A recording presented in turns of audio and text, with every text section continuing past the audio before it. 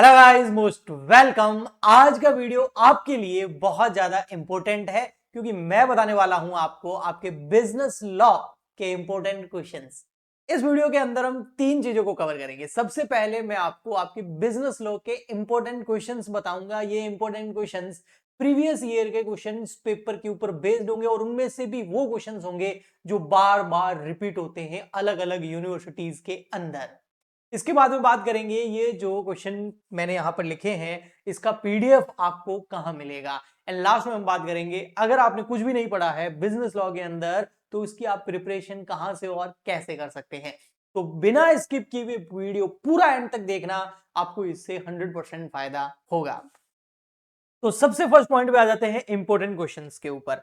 Business law के important questions हैं तो इसके अंदर मैं तीन एक्ट शामिल कर रहा हूं। इंडियन कॉन्ट्रैक्ट एक्ट के question, Sale of Goods Act के क्वेश्चन एंड एलएलपी एक्ट के क्वेश्चंस, और ये तीनों के तीनों एक्ट मैंने आपको करवा दिए हैं।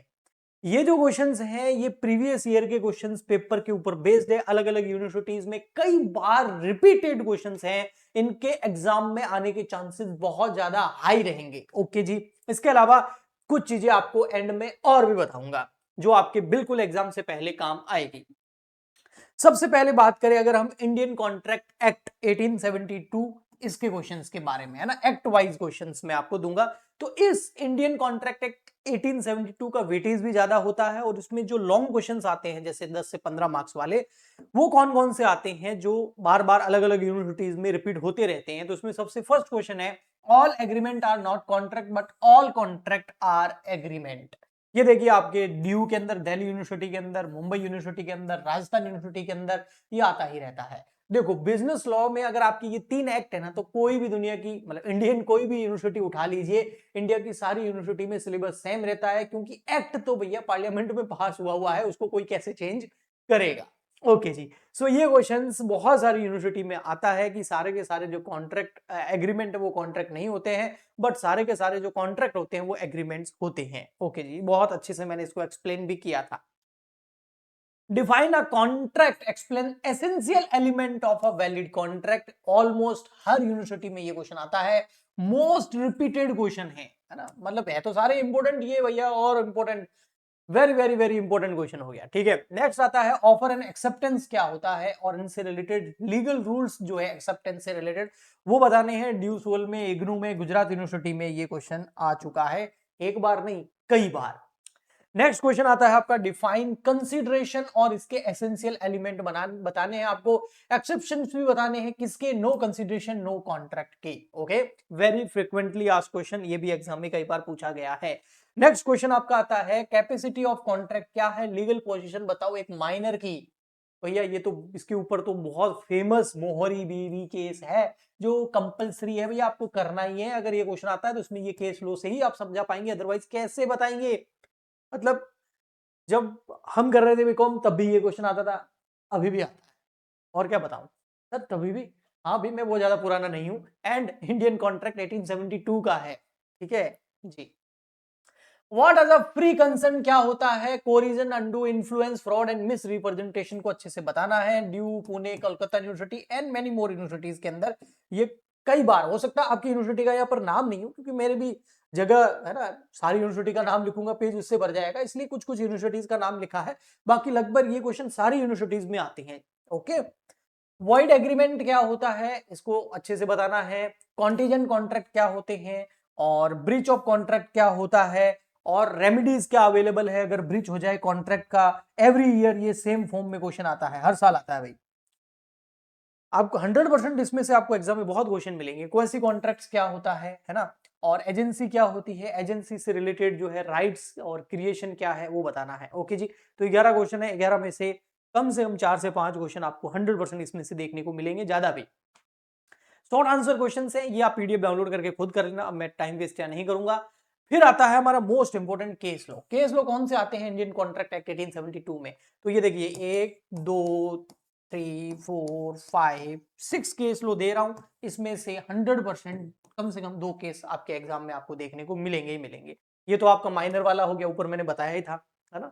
इसका अलावा ये कार्बोनिक स्मोक बॉल कंपनी, इसका भी केस आता है, दुर्गा प्रसाद और बलदेव, ये भी आता है। जो ये केस दिख रहे हैं इसमें से एक तो आना है ही, मैं तो कह रहा हूं 2 तो आएंगे ही आएंगे। ओके, नेक्स्ट अगला हमारा एक्ट है सेल ऑफ गुड्स एक्ट 1930। ठीक है, इसके अंदर डायरेक्टली प्रीवियस ईयर के जो क्वेश्चंस है उसमें से कई बार क्वेश्चन आते हैं। तो सेल ऑफ गुड्स एक्ट है तो भी कॉन्ट्रैक्ट ऑफ सेल क्या होता है, सेल में और एग्रीमेंट में क्या डिफरेंस होता है, ये पूछ सकता है, कई बार आया हुआ है क्वेश्चन।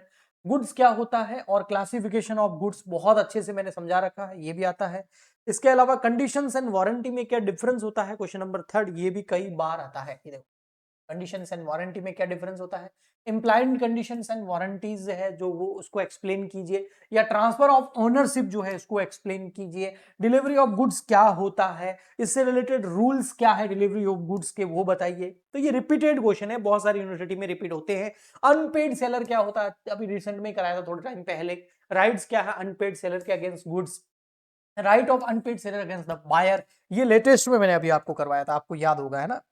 ओके जी, नेक्स्ट है आपका rules relating to auction sale, ये बता दीजिए। ओके, शॉर्ट क्वेश्चंस हैं, ये भी आ सकते हैं, देख लेना, आप देख के जरूर जाना। अब आ जाते हैं हम नेक्स्ट पर, एलएलपी एक्ट 2008 जो अब हमारा चल रहा है। एलएलपी एक्ट में से सबसे पहले लिमिटेड लाइबिलिटी पार्टनरशिप को पूरा अच्छे से डिफाइन करना है और इसके फीचर्स बताने हैं, बिल्कुल मैंने करवाया है। एडवांटेजेस क्या है एलएलपी के और पार्टनरशिप फर्म, जो ट्रेडिशनल पार्टनरशिप होती है इंडियन पार्टनरशिप एक्ट 1932 के अंदर, उसमें और हमारा जो अभी एलएलपी 2008 है उसमें क्या डिफरेंस है और क्या एडवांटेजेस ज्यादा है एलएलपी की उस ट्रेडिशनल पार्टनरशिप फर्म से, या उसकी कंपैरिजन में। डिफरेंस पार्टनरशिप में, कंपनी में, एलएलपी में बिल्कुल डिटेल में करवाया है। और इनकॉर्पोरेशन ऑफ एलएलपी क्या होता है ये भी अच्छे से करवाया है। डेजिग्नेटेड पार्टनर कौन होते हैं भैया, इसको कोई भूल सकता है क्या, 2 डेजिग्नेटेड पार्टनर होने चाहिए। ये रेस्पॉन्सिबिलिटी लेते हैं, जो भी आरओसी से नोटिस वगैरह या जो कम्युनिकेशन होता है वो यही करते हैं, सारे नोटिस का आंसर करते हैं, एनुअल रिटर्न फाइल करते हैं। इनकी रेस्पॉन्सिबिलिटी बहुत ज्यादा होती है। इसमें से एक जो है इंडियन रेजिडेंट होना चाहिए, याद है ना, तो वो ये इसके ऊपर क्वेश्चन आ सकता है। और आपको rights and liabilities of partner in LLP, तो भैया एलएलपी के अंदर तो लिमिटेड लायबिलिटी होती है, ठीक है, लायबिलिटी तो पता है, राइट्स क्या होते हैं वो देख सकते हैं। फाइनेंशियल डिस्क्लोजर ऑफ एलएलपी, इसके ऊपर क्वेश्चन आ सकता है। फिर आता है हमारा वाइंडिंग अप ऑफ एलएलपी, जो कि एक तरह का प्रोसेस होता है। और क्या डिफरेंस है voluntary and compulsory winding up में, वॉलेंट्री यानी कि जो एलएलपी एग्रीमेंट है उसमें लिखा होता है, और जो मेजोरिटी जो पार्टनर्स है अगर वो चाहे तो वॉलेंट्री वाइंडिंग अप कर सकते हैं, बस सॉल्वेंसी अच्छी होनी चाहिए। कंपल्सरी वाइंडिंग अप में कोर्ट जो है वो ऑर्डर देता है। ओके, इसके ये रहे शॉर्ट आंसर्स, आपके क्वेश्चंस आपके सामने कुछ। इसमें ये विसल ब्लोइंग वाला जो कॉन्सेप्ट है ये आता है और अच्छा है ये। अब देखिए एग्जाम में थोड़ा सा आप एग्जाम देने जा रहे हैं तो ये चीज जरूर ध्यान रखें, कॉन्ट्रैक्ट एक्ट में से एक लॉन्ग और कई सारे शॉर्ट क्वेश्चन आते हैं।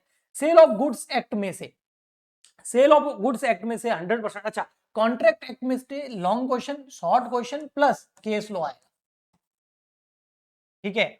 और जो सेल ऑफ गुड्स एक्ट है इसमें से अनपेड सेलर और कंडीशंस ऑफ वारंटी को थोड़ा अच्छे से देख के जाना। एलएलपी एक्ट में मोस्टली डायरेक्ट थ्योरी क्वेश्चन आता है, केस लॉ 100% आपको कॉन्ट्रैक्ट एक्ट से ही देखने को मिलेगा। ओके जी, तो ये करके चले जाओगे तो आपको ऐसा नहीं लगेगा कि भैया हमको कुछ भी नहीं आता है। तो ये तो हो गई बात number first, point number first, जो इस वीडियो में मैंने बोला था 3 पॉइंट डिस्कस करेंगे। फर्स्ट हो गया कि भाई ये जो है ये इंपॉर्टेंट क्वेश्चन है, प्रीवियस ईयर के क्वेश्चन पेपर के ऊपर बेस्ड है, इसमें से एग्जाम में आपको काफी सारे क्वेश्चन देखने को मिलेंगे। सेकंड पॉइंट है भाई ये जो क्वेश्चंस का पीडीएफ है ये हमें कहां मिलेगा, तो ये पीडीएफ मिल जाएगा आपको हमारे टेलीग्राम चैनल पर। हमारे टेलीग्राम चैनल का नाम वही है जो यूट्यूब चैनल का नाम है। यूट्यूब चैनल का नाम क्या है, CWG4BCom। फटाफट सब्सक्राइब कर लो, लाइक कर लो, शेयर कर लो। अच्छा, तो CWG4BCom नाम से ही टेलीग्राम चैनल का लिंक है। वीडियो टेलीग्राम चैनल के लिंक जो है वो इस वीडियो के नीचे डिस्क्रिप्शन बॉक्स में आपको दे दूंगा। वहां पर आज की डेट में ये अपलोडेड मिलेगा आपको टेलीग्राम चैनल पर, फ्री ऑफ कॉस्ट मिलेगा। ये इंपॉर्टेंट क्वेश्चन की पीडीएफ की बात कर रहा हूं मैं। ओके, फिर आती है सर थर्ड बात कि अगर हमको ये सारे क्वेश्चन प्रिपेयर करने हो तो हम ये सारे के सारे क्वेश्चन प्रिपेयर कहां से करेंगे, तो भैया इसके लिए आपको क्या करना होगा, यूट्यूब पे अभी आप वीडियो देख ही रहे हैं, सर्च बॉक्स में सर्च कीजिए हमारे चैनल का नाम जिसका नाम है CWG4BCom। अगर ये CWG4BCom जो चैनल है ये आपको पता है तो बहुत अच्छी बात है। बस आपको क्या करना है, इसके होम पेज पे आना है। होम पेज पे आने के बाद में अभी ओपन हो जाएगी प्लेलिस्ट ऑप्शन पे जाना है आपको। होम पेज पे आपको होम टैब दिखेगा, वीडियो टैब दिखेगा और प्लेलिस्ट का ऑप्शन दिखेगा। ये देखिए ये रहा प्लेलिस्ट का ऑप्शन, ठीक है। प्लेलिस्ट के ऑप्शन पे क्लिक करेंगे ना तो आपको यहां दिख जाएगा बिजनेस लॉ का 28 लेक्चर अपलोडेड है। एक ये इंपॉर्टेंट क्वेश्चंस वाला भी इसमें डाल दूंगा और फिर एक लेक्चर और आएगा, तो टोटल 30 लेक्चर हो जाएंगे। वो 30 के 30 लेक्चर अगर आप देख के चले जाते हैं तो आपका ये जितने भी इंपॉर्टेंट क्वेश्चन है ये भी कवर होंगे और इससे ज्यादा ही कवर होगा।